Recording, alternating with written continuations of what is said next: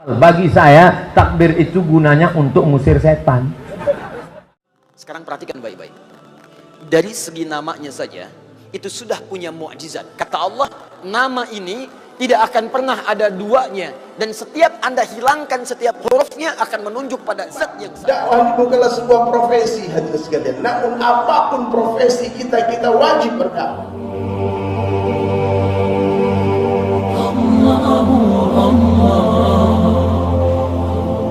Bismillahirrahmanirrahim. Hello everyone, peace of Christ to all. Today we are going to answer about what Allah Akbar means. In the Quran we will find the first verse in the Quran, and this is repeated all over the Quran, Bismillahirrahmanirrahim. You will notice that all the names of Allah, period, all of them, like you go and check the 99 names of Allah, all of them, they start with Al, which means God. So when somebody says that the name of Allah, the name of the God of Islam, or the word of Allah is word being God, that's very ignorant, because this is absolutely false. As you see, this is the true name of the God of Islam. This is why we can take off those letters to say thanks to Allah. If Allah is the name, who is Allah then? If this is the name, Allah, then here Allah is gone. This is Li Lah.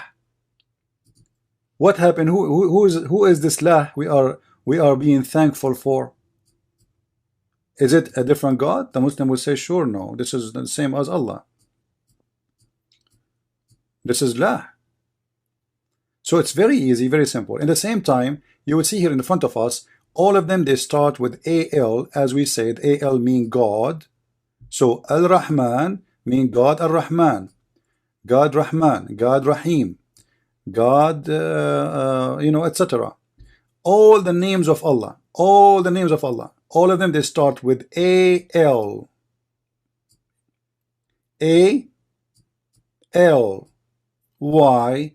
Because He is, those are names or attribute belong to Al. Who is Al? He is God. So Alhamdulillahi Rabbil Alameen, thanks to Lah. Let us continue.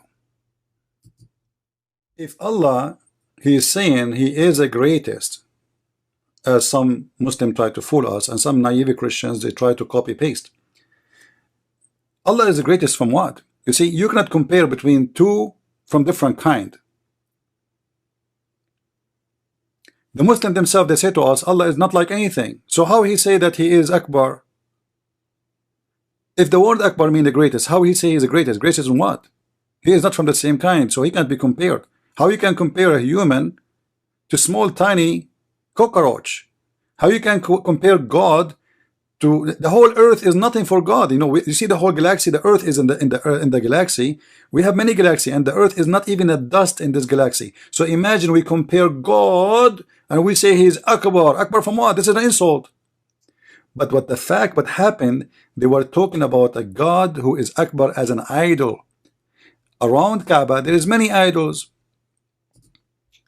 and every God have a name, and every God have an idol to present him in the earth. All those gods supposedly are living in the sky, but they have an idol down in the earth. Sekarang perhatikan baik-baik. Dari segi namanya saja, itu sudah punya mukjizat. Kata Allah, nama ini tidak akan pernah ada duanya. Dan setiap Anda hilangkan setiap hurufnya akan menunjuk pada zat yang satu. Contoh, Allah, saya hilangkan kemudian satu hamzah wasalnya. Ini, baca, lillahi ma fis samawati wa ma fil ard.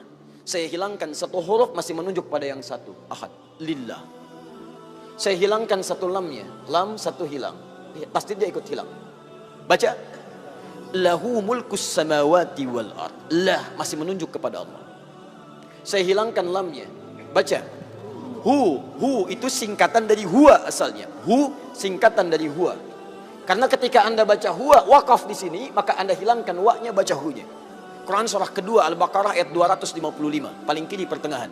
Allahu la ilaha illa huwal hayyul qayyum, waqaf di huwa. Allahu la ilaha illa wa-nya enggak dibaca. Kalau Anda ingin baca, Anda munculkan lagi huwa. Lihat, ketika Anda wakaf di situ, Allahu la ilaha illa asalnya dari huwa, menunjuk kepada Allah. Kalau Anda tanya, siapa itu huwa Ustaz? Kembalikan ke ayat Quran surah ke-112. Kul huwa Allahu ahad. Kul huwa Allahu ahad. Masih menunjuk kepada Allah. Kalau saya hapuskan kemudian, ini saya hapus lagi. Kelihatan? Tidak. Setiap yang tidak kelihatan disebut dengan ghaib. Maka Allah kemudian menerangkan dalam Quran surah kedua ayat yang ketiga, alladzina yu'minuna bil ghaib. Masih menunjuk kepada ghaib itu ahad, Allah. Setiap huruf dihilangkan masih menunjuk pada zat yang sama. Itu baru namanya saja. Sekarang Anda hadirkan segala nama yang dipertuhankan di sini, tuliskan. Ambil contoh saja. Saya tidak tuliskan untuk menghormati kepercayaan yang lain, tapi kalau Anda ingin coba, silakan masukkan. Karena kita agak sensitif nih, pulang dari sini jadi tersangka nanti saya. Misal, ada yang mempertuhankan dengan nama misalnya, misal dengan nama yang luas. Misal saja. Misal. Tulis. Buang S-nya. Jadi apa? Menunjuk pada makna yang berbeda. Buang I-nya. Jadi apa? Buang L-nya jadi apa? Buang U-nya jadi apa? Buang T-nya jadi apa? Gak ada sama sekali. Masukkan nama-nama yang dipertuhankan, tuliskan hurufnya, tuliskan namanya. Semua nama dari kepercayaan apapun, tuliskan. Ketika Anda hilangkan setiap hurufnya, tidak akan menunjuk pada zat yang sama. Perhatikan, dari namanya saja sudah menunjukkan bahwa ini nama bukan nama biasa. Jadi benar ketika Allah mengatakan memilih namanya fa'lam annahu la ilaha illallah. Ini menunjukkan keyakinan yang paripurna, baru namanya. Saya belum bicara rububiyahnya, saya belum bicara asma wa sifatnya. Itu saya baru bicara tentang namanya saja. Maka kalau namanya saja sudah punya mukjizat jauh dibandingkan yang lainnya, maka bagaimana kemudian kita menolaknya sebagai Tuhan? Belum yang lainnya, lam yalid wa lam yulad, tidak diperanak dan tidak diperanakan. Kalau Tuhan itu hasil dari anak, berarti sama dengan makhluk. Lihat kan bedanya, Tuhan Khalik mesti beda dengan makhluk. Manusia mengandung melahirkan, Tuhan tidak boleh mengandung, tidak boleh melahirkan. Kalau Tuhan mengandung melahirkan berarti sama dengan makhluk. Jelas ya? Baik, makanya Allah menolak. Saya tidak dilahirkan, saya tidak melahirkan. Kalau saya punya sifat itu sama dengan makhluk. Kalau kalian menyamakan Tuhan, kenapa kalian menyembah Tuhan? Masing-masing aja ngaku Tuhan. Walam yakul lahu kufuwan ahad, dan tidak punya partner dalam kekuasaannya. Wah, kalau punya partner bahaya. Tuhan ini pengen begini, Tuhan itu pengen begitu. Ya, ada Tuhan pemberi nikmat, ada Tuhan pemberi azab. Begitu mau diberikan nikmat, kata yang azab, jangan, karena saya mau mengazab itu. Kata yang pemberi nikmat, jangan dulu, saya berikan itu. Ribut sama Tuhan. Jelas ya? Allah Kabir diartikan sebagai Dia yang wujudnya sempurna. Nah, dalam hidup ini yang tergambar dalam benak kita itu ada 3. Ada sesuatu yang tidak mungkin ada. Ya. Ada sesuatu yang mungkin ada, mungkin tidak ada. Kalau memenuhi syaratnya dia ada, kalau tidak memenuhi syaratnya dia tidak ada. Ada lagi sesuatu yang mesti ada, tidak bisa tidak ada. Ya.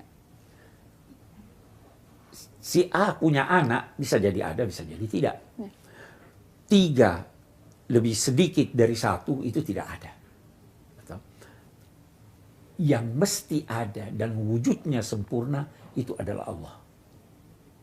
Dia tidak pernah tidak ada dan tidak pernah akan tiada. Itulah arti kebesaran Allah. Dia tidak membutuhkan sesuatu, tetapi semua butuh kepadanya. Nah, kita kembali kepada Allahu Akbar. Di sini kita tidak terjemahkan Allahu Akbar itu dengan Allah lebih besar. Walaupun dia superlatif. Walaupun dia superlatif. Dalam bahasa Arab itu superlatifnya tidak selalu seperti itu. Kenapa? Karena kita tidak ingin membandingkan Allah dengan sesuatu.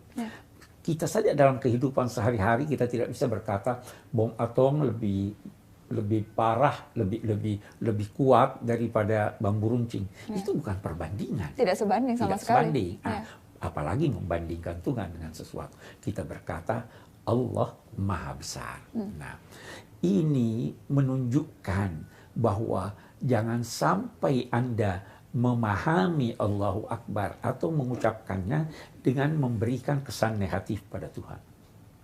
Itu sebabnya jangan pernah menisbahkan sesuatu yang buruk pada Tuhan. Kita ambil contoh, kita baca di Al-Fatihah.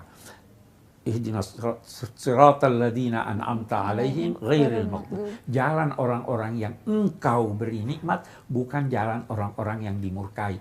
Kita tidak berkata atau kita tidak diajarkan berkata jalan orang yang engkau murkai.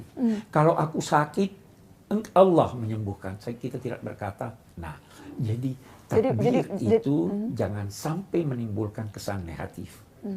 Jadi bahkan mengucapkan sesuatu yang akan menimbulkan kesan buruk kepada Allah itu tidak diperbolehkan. Jangan sama sekali. Sekarang yang terjadi adalah orang melakukan sesuatu hal dengan berteriak-teriak Allahu Akbar. Kalau pada tempatnya wajar, tapi kalau itu diucapkan bukan pada tempatnya atau itu bisa menghasilkan pandangan negatif, persepsi negatif atau menimbulkan antipati orang lain, jangan ucapkan itu. Saya tertarik pada salah seorang tokoh kita di masyarakat kita yang melarang mengucapkan takbiran-takbiran seperti itu. Nah, itu juga Al-Quran dengan tegas melarang. Jangan seringkali menyebut nama Tuhan dalam bersumpah. Demi Allah. Demi Allah. Tidak boleh sering-sering. Karena kalau menyebut demi Allah, itu bersumpah, itu berarti Anda orang tidak terpercaya.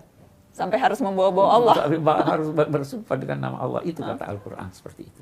Jadi jangan menempatkan Allah dalam posisi yang akan bisa menimbulkan image buruk. Image buruk. Nah, ini bagus pesan ini diperhatikan pada malam Lebaran nanti kalau ada takbiran. Jangan sampai takbiran sebegitu jauh malam orang sudah mau tidur, ini masih ada takbir nih.